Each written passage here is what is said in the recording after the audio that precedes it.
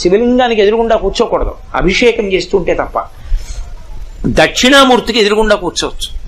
ఎదురుగుండా కూర్చున్నారనుకోండి, మీరు ఆ ఎదురుగుండా కూర్చున్నప్పుడు ఒక లక్షణం వస్తుంది. ఏ లక్షణం వస్తుంది అంటే జీవయాత్ర ఉత్తరానికి తిరుగుతుంది. ఎందుకని? దక్షిణామూర్తి ఎటు చూస్తున్నారు?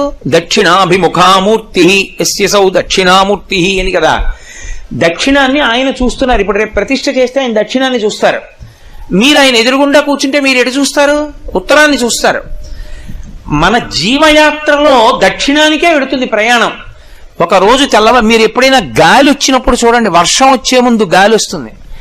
గాలి అది తుఫాను గాలి అయితే అన్ని వైపులకి వస్తుంది. అప్పుడు చెట్లు ఊగిపోయి కొమ్మలు విరిగిపోతాయి, ఎటు ఊగాలో తెలియక. వర్షం వచ్చే ముందు గాలి ఒక వైపుకే వేస్తుంది. వేస్తే చెట్లన్నీ అటే వంగుతాయి, అన్ని చెట్లు అటు వంగుతాయి, ధూళంతా ఒకవైపు నుంచి ఒకవైపుకి ఎగురుతుంది. అలా యోగ దృష్టితో చూస్తే జీవులందరూ వెళ్ళిపోతుంటారు ప్రయాణం. చిన్న చిన్న చిన్న చిన్న దివ్యల్లాగా చిన్న చిన్న దీపాలు వెలిగినట్టు వెలుగుతూ వెళ్ళిపోతుంటారు. అందరూ కాలంలో ఎలా వెళ్ళిపోతుంటారంటే ఈ కాలం నడుస్తుంటే. అందుకే పోతన గారు భాగవతంలో అంటారు, కాలంబు గతి అంటారు, పరమేశ్వరుడి నడక. అందులో వెళ్ళిపోతూ ఈ జీవులన్నీ దీపాలు, కొన్ని కోట్ల దీపాలు వెళ్ళినట్టు వెళ్ళిపోతుంటారు. ఇవన్నీ ఎటు పెడతాయంటే అన్ని దక్షిణానికి వెళ్ళిపోతాయి, అన్ని దక్షిణ దిక్కుకు ఎడతాయి. ఎందుకు ఎడతాయంటే పాపపుణ్యాలు చేసి అక్కడికి వెళ్ళి భూమిలో కలిసిపోయి మళ్ళీ ఎక్కడో దీపం కింద పుడతాడు. పుట్టి కొంతకాలం ఉండి మళ్ళీ అలా దక్షిణ దిక్కుకు వెళ్ళిపోతాడు, శ్మశానంలోకి వెళ్ళిపోతుంటుంది శరీరం. ఎవడు ఏ దీపం నేను వెళ్ళనని ఉత్తరానికి తిరిగిందో ఆ దీపం ఇక అందులోకి శరీరం పెడుతుంది, ఇక ఆ దీపం మళ్ళీ పుట్టది. అలా తిరగాలంటే ఉత్తరానికి ఎవరి ముందు కూర్చుంటే తిరుగుతుందో తెలుసా? ఒక్క దక్షిణామూర్తి ముందే. దక్షిణామూర్తి ముందు కూర్చుంటే ఆయన దక్షిణాన్ని చూస్తాడు, మృత్యువుని చంపుతాడు, కాబట్టి ఆయనకి భయం లేదు. మనం ఉత్తరం తిరిగి మృత్యుంజయుణ్ణి చూస్తున్నాం, చూపు మృత్యుంజయుడి మీద ఉంది కాబట్టి ఉత్తరానికి తిరిగితే పవిత్రం అని గుర్తు. ఉత్తర దిక్కు ఉత్తమ దిక్కు. కారణం ఏమంటే పరమశివుడు ఉంటాడు కైలాస పర్వతం మీద, కుబేరుడు ఉంటాడు. అందుకే కదా మంగళానికి బీరువాలన్నీ ఉత్తర దిక్కు తిప్పి పెట్టుకుంటూ ఉంటారు. కాబట్టి ఆ ఉత్తరం వైపుకి తిరిగింది పవిత్రం. కాశీగంగా కాశీగంగా అంటుంటారు. భారతదేశంలో గంగ ఎన్ని చోట్ల లేదండి? హరిద్వార్లో గంగే, కాశీలో గంగే, ఎన్నో చోట్ల గంగ ఉంది. అన్ని చోట్ల గంగ కన్నా కాశీ గంగ అండి, కాశీ గంగ అండి అంటారు. కాశీ గంగ అని ఎందుకు వచ్చింది? ఒక్కటే కారణం, పైన పుట్టినటువంటి గంగ దక్షిణం వైపుకి ప్రవాహం మొదలుపెట్టింది. ఒక్క కాశీపట్టణం దగ్గరికి వచ్చేటప్పటికి తన ప్రవాహాన్ని ఉత్తరానికి తిరిగింది.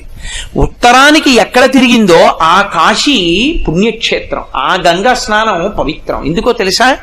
మనం కూడా దక్షిణామూర్తి వైపుకి తిరిగి ఉత్తరానికి తిరగాలి. మనం కూడా ఉత్తరానికి తిరిగాము అంటే గుర్తు ఏమిటంటే దక్షిణామూర్తి ముందు కూర్చుంటే దక్షిణామూర్తి స్తోత్రం చదవడం అలవాటు చేసుకుంటే క్రమంగా ఆయన ఏం చేస్తాడంటే తన చిన్ముద్రలోకి లాగేసుకుంటాడు. అది ఎప్పుడు అనుగ్రహిస్తాడు? ఎవ్వరికీ తెలియదు.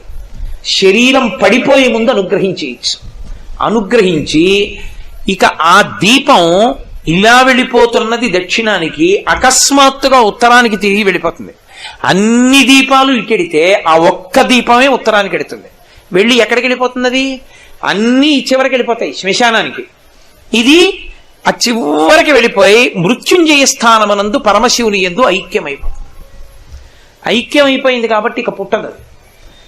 శరీరం వెళ్ళిపోతుంది శ్మశానానికి, జీవుడు పుట్టడు, బ్రహ్మముతో కలిసిపోతాడు. అలా చెయ్యగలిగింది ఎప్పుడంటే ఆయన దక్షిణాన్నే తప్ప ఇంకొక దిక్కు చూడట. అసలు దక్షిణామూర్తి ఉన్నారనుకోండి, ఆ దిక్కు ఏమిటండి మీరు అడగకూడదు ఇంకా. అందుకే శివాలయంలో గోడలో దక్షిణామూర్తి ఉన్నాడు అంటే అది దక్షిణము. దిక్కులు తెలియకపోతే దిగ్భ్రాంతి అంటారు. దిగ్భ్రాంతి ఎక్కడ వస్తుందో తెలుసా? ఇంకో ఊరిడితే వస్తుంది. నేను ఇంకో ఊరు ఎక్కడికన్నా వెళ్ళాను అనుకోండి, ఏ తెల్లవారకట్టో రైలు దిగితే నేను మొదట అడిగే ప్రశ్న ఏమిటంటే ఆ ఊరు వాళ్ళని బాబు తూర్పు పెట్టని అడుగుతా నేను వెళ్ళిన ప్రదేశానికి. ఎందుకంటే తెల్లవారుజామున సంధ్యావందనం చేసుకోవడానికి దక్షిణానికి కూర్చుంటే అలా తప్పు, తూర్పు పెట్టో తెలుసుకోవాలి. అందుకని మర్నాడు తెల్లవారే వరకు చూస్తే అందుని తూర్పు పెట్టండి అని అడుగుతుంటారు ఒకసారి. దిగ్భ్రాంతి. అదేంటంటే రామాయణం చెప్పడానికి వచ్చారు, మూకపంచరి చెప్పడానికి వచ్చారు, మీకు పెద్ద విడిదిచ్చాను, తూర్పే తెలీదా అంటే నన్ను తెలియదంటే దిగ్భ్రాంతి, తెలియదు. శివాలయంలో దిగ్భ్రాంతి ఉండదు. ఎందుకు ఉండదో తెలుసా? 2 కారణాల వల్ల ఉండదు. ఒకటి, మీరు శివాలయంలోకి వెళ్ళినప్పుడు శివాలయంలో పానవట్టం ఎటుందో అది ఉత్తరం. శివుడి ముఖం ఎటు చూడనివ్వండి, పానవట్టం మాత్రం ఉత్తరానికే ఉంటుంది. దక్షిణామూర్తి గోడలో ఎటున్నారో అది దక్షిణం. మీకు ఉత్తరం దక్షిణం తెలిసిపోతే తూర్పు పడవరా తెలియవండి, తెలిసిపోతాయి. ఇంకా దిగ్భ్రాంతి ఒక దిక్కు తెలిస్తే చాలు 3 తెలుస్తాయి.